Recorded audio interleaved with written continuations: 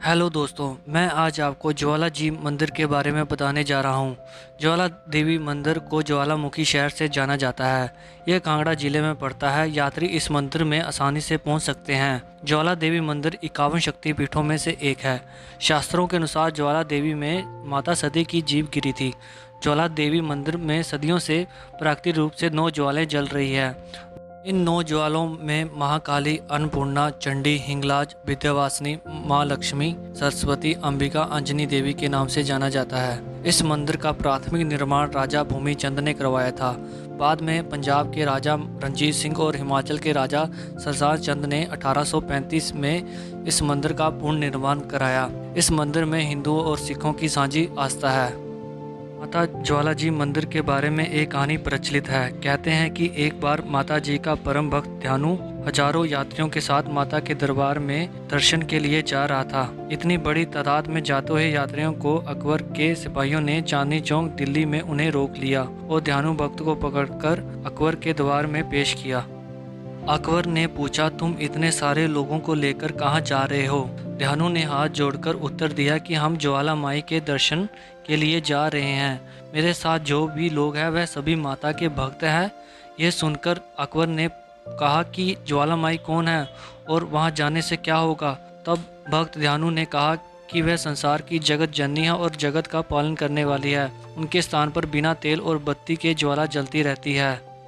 ऐसे में अकबर ने कहा, अगर तुम्हारी माता में इतनी शक्ति है तो इम्तिहान के लिए हम तुम्हारे घोड़े की गर्दन काट देते हैं। तुम अपनी देवी से कहकर घोड़े को जिंदा करवा लेना। ऐसा कहने पर अकबर ने अपने सैनिकों से घोड़े की गर्दन कटवा दी।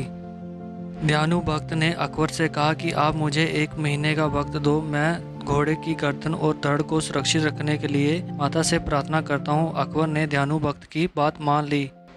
अकबर से अनुमति लेकर ध्यानु भक्त माँ के दरबार में जा बैठा।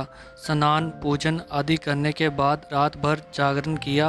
प्रातःकाल ध्यानु भक्त ने हाथ जोड़कर माता से प्रार्थना की और कहा कि हे माँ, अब मेरी लाज आपके हाथों में है। कहते हैं कि अपने भक्त की लाज रखते हुए माँ ने घोड़े को पुनः जिंदा कर दिया।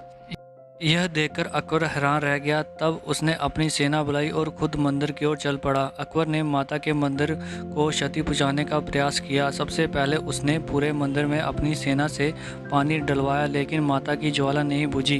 कहते हैं कि तब उसने एक नहर खुदवाकर पानी का रुख ज्वाला की ओर कर दिया, लेकिन तब भी ज्वाला नहीं बुझी। तब जाकर अकबर को यकीन हुआ। उसने वहां 50 किलो सोने का छत्र चढ़ाया, लेकिन माता ने उसे स्वीकार नहीं किया और वह छत्र गिरकर पित्तल जैसी धातु में बदल गया। आज भी अकबर का चढ़ाया हुआ छत्र आप ज्वाला मंदिर में देख सकते हैं। ब्रिटिश काल में अंग्रेजों ने अपनी तरफ से पूरा जोर लगा दिया कि ज़मीन के अंदर से निकलती इस ऊर्जा का इस्तेमाल कैसे किया जाए, लेकिन वह इस भूगर्भ से निकलती इस ज्वाला का पता नहीं कर पाए कि यह आखिर इसके निकलने का कारण क्या है। यही नहीं, पिछले 7 दशकों से भूगर्भ विज्ञानी इस क्षेत्र में तंबू गाड़ कर बैठे हैं, वह भी इस ज्वाला की जड़ तक नहीं पहुंच पाए। यह सब बातें यह सिद्ध करती है कि ज्वाला प्राकृतिक रूप से नहीं बल्कि चमत्कारी रूप से निकलती है। नहीं तो आज यहाँ मंदिर की जगह मशीनें लगी होती और बिजली का उत्पादन होता। ज्वाला जी मंदिर में गोरखनाथ से जुड़ी हुई कहानी है। कहानी के अनुसार गोरखनाथ माँ ज्वाला देवी के बहुत बड़े भक्त थे और हमेशा भक्ति में लीन रहते थे। एक बार भूख लगने पर गोरखनाथ ने माता से कहा कि आप पानी गर्म करके रखें, तब तक मैं भिक्षा मांगकर आता हूँ। माता ने गोरखनाथ के अनुसार आग जलाकर पानी गर्म किया और गोरखनाथ का इंतजार करने लगी, पर गोरखनाथ अभी तक लौटकर नहीं आए। ऐसा माना जाता है कि माँ आज भी ज्वाला जलाकर अपने भक्त का इंतजार कर रही है। ज्वाला देवी शक्तिपीठ में माता की ज्वाला के अलावा एक अन्य चमत्कार देखने को मिलता है। यह गोरखनाथ का मंदिर भी कहलाता है। मंदिर परिसर के पास ही एक जगह है, उसे गोरख टिब्बी कहते हैं। इस कुंड में गर्म पानी खौलता हुआ प्रतीत होता है, जबकि छूने पर कुंड का पानी ठंडा लगता है। मंदिर परिसर में ही माता का शयन कक्ष भी है। कहते हैं कि कक्ष में माता रात्रि में विश्राम करने के लिए आती है। ज्वाला जी मंदिर में नवरात्रि के समय विशाल मेले का आयोजन किया जाता है। साल के दोनों नवरात्र यहाँ पर बड़े धूमधाम से बनाए जाते हैं। नवरात्रि में यहाँ आने वाले श्रद्धालुओं की संख्या दुगनी हो जाती है। इन दिनों यहाँ पर विशेष पूजा अर्चना की जाती है।